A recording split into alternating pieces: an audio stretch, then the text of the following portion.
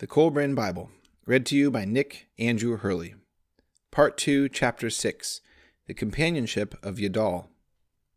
Concerning our father, Hermenetar, these things were written in the scroll of Comet, scribe of the firehawks. Generation had grown out of generation, and the Lord of light and life had hidden himself, for he knew the nature of man, and none could find him. Time passed, and they sought him no more. Then, high-riding, ass-born, came one who was to reveal the light to men. Praise to the Lord of light and life for Hermenetar, the light-bringer. He wandered the hillsides among shepherds who tended their flocks with care, and he learned their ways. This was the wisest of men, and his body was filled to overflowing with manly powers. Wide-striding, he measured the mountains' broad pastures. In anger, his face burned like the sun at noontide, while in benevolence it shed the calm glow of the moon in the night quietness. In courage and skill none could match him. He was a child like no other. Before others crawled, he stood upright. He learned his letters at 3 years. He could read and write at 5. He taught those who attended the temple with him when he was 7. He was 10 when his foster father joined his fathers, and the estate was divided through the women. At 12, he changed the course of the river fallen down from the mountains to lead it through new pastures, and thus his mother became rich. At 13, he was sent to the shepherd of the city and trained with spear and shield. At 17, he slew the king's right-hand man and fled to the mountains of Akima. Like a beast of prey, he wandered at will. He was a mountain dweller, firm of limb and swift-footed, taking according to his whim from those who passed his way. Mighty was his bow of anshan wood, sewn strut it swept swiftly his straight-shot arrows. High in the mountains wandered another, Yadol his name, one who lived on herbs and wild honey, tall and long-haired, for no knife had ever touched it. His hand tamed a wild wolf cub, and it was his companion. Wherever he went, it followed. The wild beasts did not molest him, and he walked freely among them. Hermenetar was a trapper of wild beasts, and he dug a pit at the place where they came down to water, and other traps were set. Yadol passed that way, and the pit was filled, and the traps broken. The ensnared deer was set free. When Hermenetar returned and found the pit filled in and the traps broken, his heart was seized by a whirlwind. He raged against the skies. He swore against the trees. He sought, for days he sought, but could not come upon Yadol, the evasive one, the cunning one. His traps were useless, his pits in vain labor. He hungered, and because he hungered became less cautious. When he lay in wait among the bushes to waylay men who passed, he was not held back by thought of their number, but loosed his arrows and leapt among them. Hermenetar attacked stormy-hearted, like a whirlwind he attacked. But when they saw he was alone, they stood fast. Hermenetar turned back into the bushes, but arrows sent after him found their mark. For 3 days he lay in his place upon the mountain, and his legs swelled up, and he thirsted, for he could not get water. He lay in a body of pain, and his spirit prepared to depart from him. A wolf came, and his hand sought a stone, but weakness held his arm, so he could not be cast. Then, lo, the wolf licked his hand and departed. Then Yadol came. In his hand was a skin filled with fresh water, and he knelt beside Hermenetar and gave him a drink. Yadol dressed the wounds and brought herbs to eat, and so it came to pass that Hermenetar grew strong again. Thereafter, Hermenetar and Yadol dwelt together within a cave among the mountains, but Yadol would neither slay for meat nor eat of it. Yet they roamed the wild mountains together in joyous companionship, and their days sped swiftly by. But Hermenetar longed for other things, and therefore was tempted to attack men who passed, for he desired fine meats and garments and ornaments for his body. These things were brought to the ears of the king, and those about the king said, "Let us take men and go up into the mountains and slay this wild hill wanderer, this manslayer and robber." But the king bade them hold their hands, for he desired to see the man for himself. He wanted him taken alive, and he said, "Should any man slay him, that man is mine." The king therefore took counsel of the wise man, saying, "How shall we take this man, if man he be, and not a spirit of the mountains?" I would look upon him with my own eyes, for I know none such as he. One such there once was, but he is no more. Then one among the wise men said, This man of the mountains, if man he be, will follow the ways of men. Therefore let us procure a harlot from the temple, a woman of pleasure, and let her go and take him, and snare the hunter in the well-baited trap. The king said, This is no new thing, and perchance it can bring the wild man of the mountains down to me in chains of silk, even into the city. Therefore go out and put your words into deeds. Then a man was sent to the temple, and he brought back Hasurta, a woman of pleasure, in exchange for gold, and she was taken to the hunters who knew the ways of the mountains. They set off, journeying for some days, the hunters and the harlot and those with her, until they came to a place where there was a waterhole close by the way of a lemke. They passed beyond the waterhole to the spring above, sending men into the surrounding forest. The day came when one returned, saying, The wild man comes. Then the chief of the hunters said to the woman, O woman, bare your breasts and sit beside the waters. Use the wiles of your calling. Have no shame, but welcome him boldly. When he comes up close, reveal your secrets, drawing him to you. Teach him the art of the harlot that ensnares men. The woman was not loath to take him, responding well to the task, sitting by the waters, singing. However, her minotaur circled warily about the place, but discovered nothing, and no harm came to him.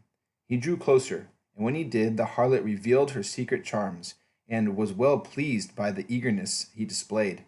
She instructed him in the harlot's art, and they dallied there for several days. But the hunters did not come to take him, for they found no way to come upon him favorably. Then, after 7 days, her minotaur departed, passing up the incline of the mountainside without looking back.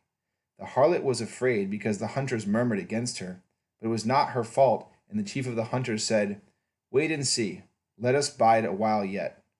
Her minotaur returned to the place where the wild deer grazed, but Yadol was not there, and when he crossed the wind of the deer, they fled away.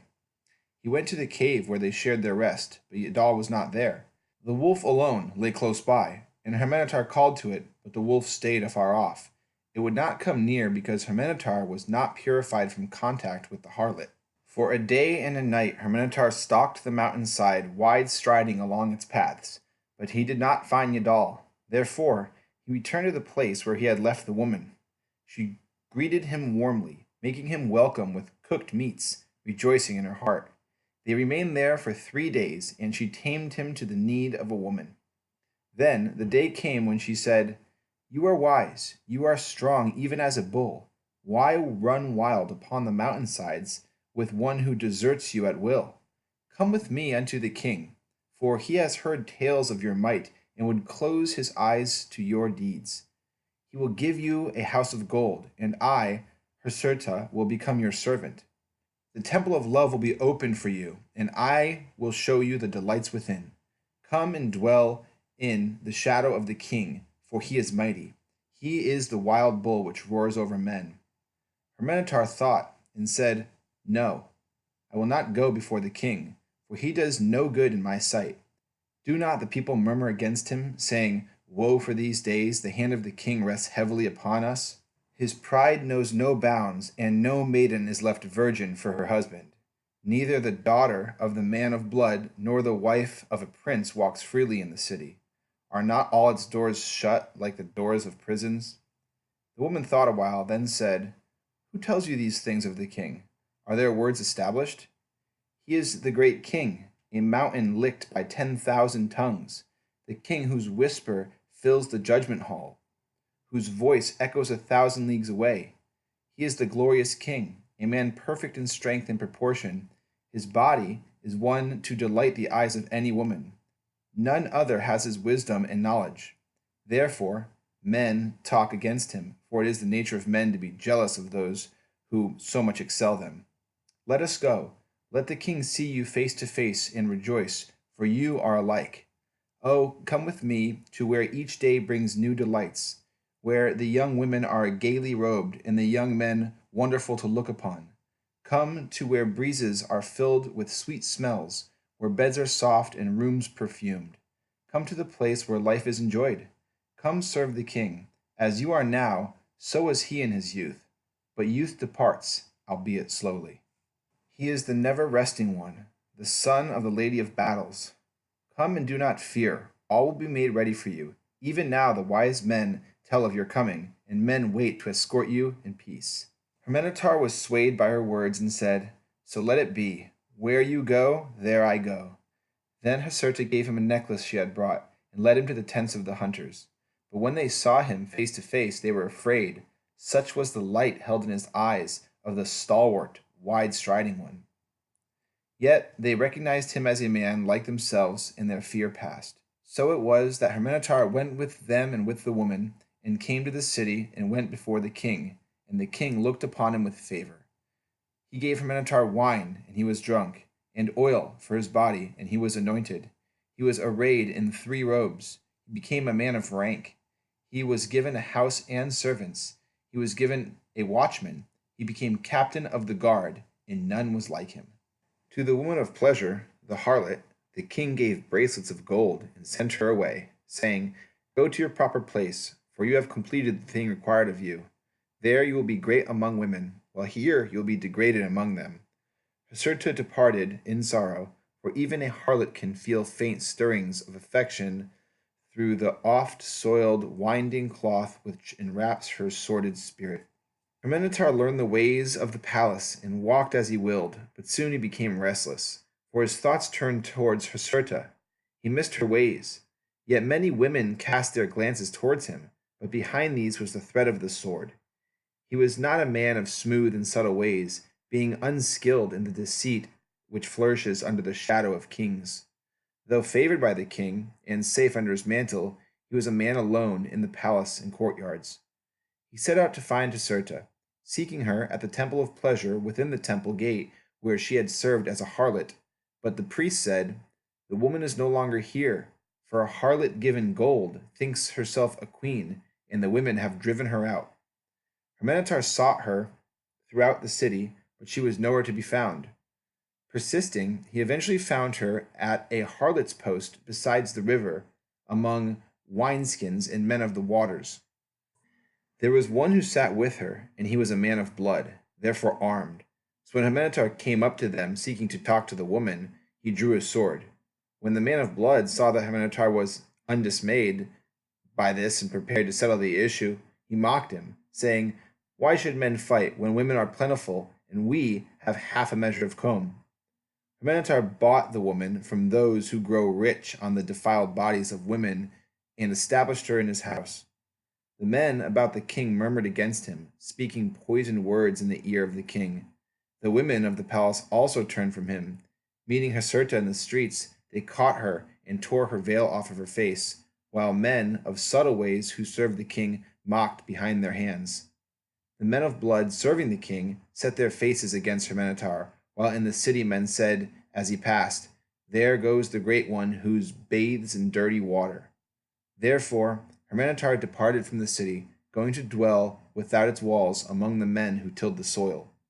It was not long before the day came when the woman saw that Hermenetar was downcast, and so she said to him, O man of light, when my eyes rest upon you, I am raised above all women, and now my heart is cleansed of all that polluted it. My body rejoices in freedom, and my life is a song of gladness. Yet I am saddened, because my heart tells me you are sorrowful and not at ease within yourself, that half of your heart remains in the mountains. Therefore hear what I say. Go there once more while I remain here to await your return.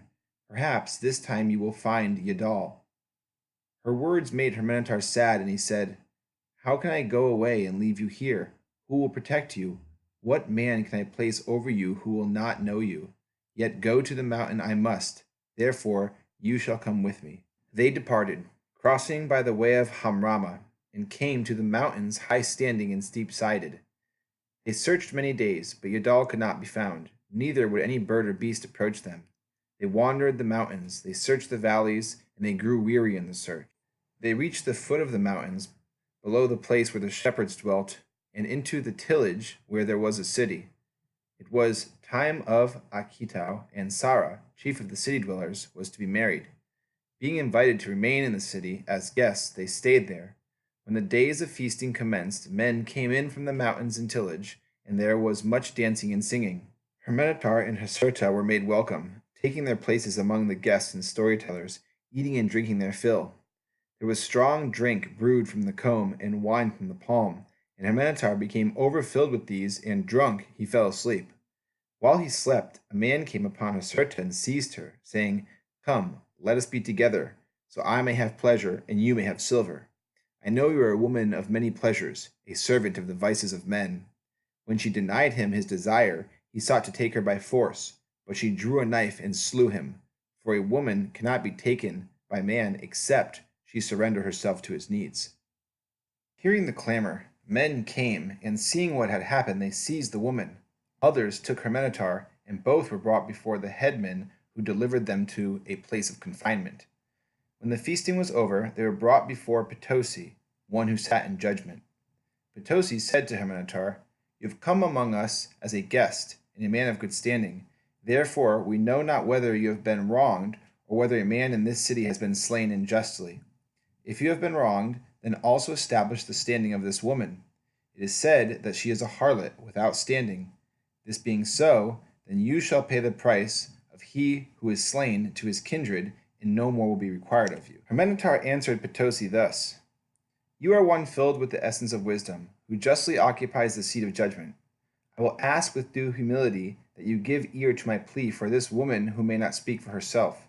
Denounce her I cannot. Instead, I will claim her as my wife under the Hadassum, for she dwelt with me for 20 months, and in that time has not known another man, nor have I cause for complaint." Hearing this, and because Hermenetar had made claim to the law of Hadassum, Potosi sent for Enerlich, priest of the great temple, that he should say whether or not Haserta stood before him as a wife of Hermenetar or not. When the priest came, he inquired of the woman whether she were a virgin when Hermenetar took her. Had she said yes, then the passage of 3 months would have given her the standing of a wife. But she answered no. The priest asked her if she were a widow when Hermenetar took her. Had she answered yes, then the passage of 20 months would have given her the standing of a wife. But she answered no. Then the priest asked if she were a harlot when Hermenetar took her, and she answered yes. Therefore, as 7 years had not yet passed since Hermenetar first took her, she could not have the standing of a wife, nor could she claim to be a harlot of the temple, for she had left its protection. Now the mark of a harlot was upon her, and Hermenetar had forfeited his standing in the place of judgment. So Potosi gave judgment upon them, and it was decreed that when Gila came, they would be led into the enclosure of death, and there tied back to back. The woman would be strangled with cords, after the manner of harlots, while Hermenetar would be left to carry her as his burden within the enclosure for 7 days.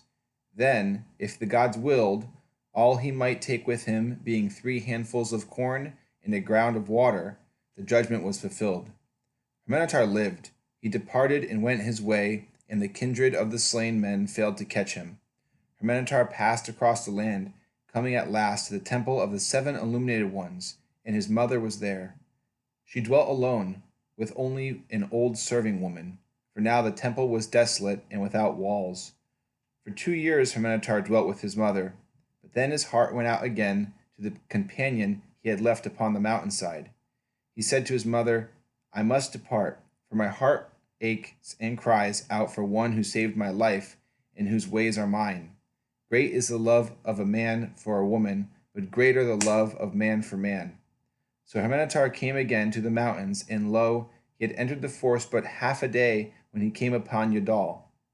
How warm was the greeting, how strong the embrace! Hermenetar said, "Long have I sought you, and found you not. Yet I come again, and here you are." Yadol answered, "It was because of the harlot I was here, but you saw me not, nor could I make myself known to you." Hermenetar returned with Yadol to the place where his mother dwelt, and they remained there, none knowing what they were, for they were garbed as priests. They tilled the ground about the place, enjoying its fruitfulness, and both were nourished by the wisdom of Hermenetar's mother. Nintusuru was the last of the line of Sesuda. 10,000 generations had passed since the beginning, and 1,000 generations since the recreation. The children of God and the children of men had passed into dust, and only men remained. 100 generations had passed since the overwhelming deluge, and 10 generations since the destroyer last appeared. Once man lived for less than 60 years. Now his years were 70. Once God walked with men, and men knew only God. Now he was hidden behind many veils, and few saw him, and then but dimly, and with great distortion. Where once there was one God, now gods were as numbered as the stars. Yet the great key remained in the midst of men, and it was here, at the temple of the 7 illuminated ones, the key of life, the key which was given into the keeping of our father Hermenetar. It is a secret thing, something exceedingly great. It is not lost, but has come down to us and is known in our times. Now, one day, as Hermenetar sat beneath a tree, enjoying its shade at the height of noon, he saw a stranger approaching. The man was weary and staggered, so Hermenetar sent his servant to bring him into the shade. The servant hastened out and brought him in. He was given refreshment and his feet washed. And when this had been done, Hermenetar asked him where he was bound, and the stranger replied, I go to Tegal, for in that place there is a mighty man and a just one, who will give ear to my plea. For untoward things are happening in the great city, things which should not be. The people cry out in the place of assembly, but they cry to the wind. Gilnamur has seized the hearts of the king and now rules. In 12 days I am pledged to marry, but there is no lightness of a bridegroom in my heart, for the king elects to be first with the bride. This is the custom that comes over to us from the gods of old, but my heart is wrung like a grape. I cannot find it within me to give her into his keeping on the wedding night. Therefore I go to find one who can challenge him at the door of the bridal chamber, as the custom permits. For this is no low-born woman. But this is a thing none has heard of as having been done before in our times, for men fear the gods. I know of none other who may stand before the king as one sanctified. Hermenetar heard him and replied, Be of good heart and go no further, for I am that man. Hearing this, the stranger, filled with gratitude, fell upon his knees before Hermenetar and said, How can I thank you? How can I repay you? What can I give you? But Hermenetar answered, When a man does what has to be done, then payment and reward sully the deed. Then he called Yadol and said, Prepare, for we go into the city of the king, and because he was sanctified, Hermenetar claimed the protection of Erekir. Then they offered prayers in the antechamber between heaven and earth. They dwelt with the brother of the bridegroom until the day of the wedding feast came, for the bridegroom was not of the city. When the feast was over, and before the guests departed, the bridal chamber was made ready with the bride within, and the young messenger of the temple went about making his call. Then the king came to the antechamber, passing by the husband who was to wait without. But there, standing before the door, was Hermenetar, his right hand on the pillar, for none might otherwise challenge the king, and his left hand were the reeds. Those who were gathered there, the men and the women, drew back, and men of the king's guard came forward, each claiming the right to enter the combat on behalf of the king. For one man could precede the king, but no more. Such was the custom. The choice of whom to fight from among those who came forward lay with Hermenetar, and because he chose the captain of the guard, a man skilled in war, the people were amazed. But Hermenetar knew the man's weaknesses.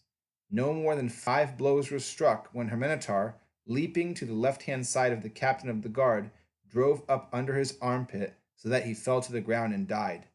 Then Hermenetar and the king girded themselves and fought in the high courtyard, and it was a fight such as men had not seen before. The young and the old, the agility against experience, stamina against cunning, they were both equal in the fight. They slashed at each other until their weapons broke and their shields split.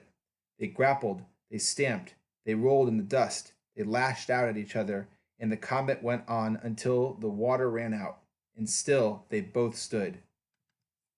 They could not fight with weapons, but stood disarmed, and this time neither might cause the death of the other. They circled each other warily, keeping away from the balustrade. Then Hermenetar jumped aside, and with a swift movement caught the king to him, twisting him so they both fell down into the courtyard below the ground, and the king fell over his shoulder so that his breastbone broke, and he remained on the ground. Then the king's guard gathered about him, and a man skilled with medicines came forward. Though grievously hurt, the king would not die. Hermenetar gave his seal and right to the husband, and with Yadol parted the men who stood about in silence, for they could not harm them. So Hermenetar and Yadol departed from the land, for it became closed to them, and mounted a mountain's ass, they set out into the way of Anu. Hermenetar crossed the wide plains with Yadol until they came safely to the stream of bitter waters, brought there by Manamtam. And so they came up to Mankur, close by the forest of cedars, and dwelt there. This is the place where there was a temple to Hambanwara, the guardian. End of chapter 6.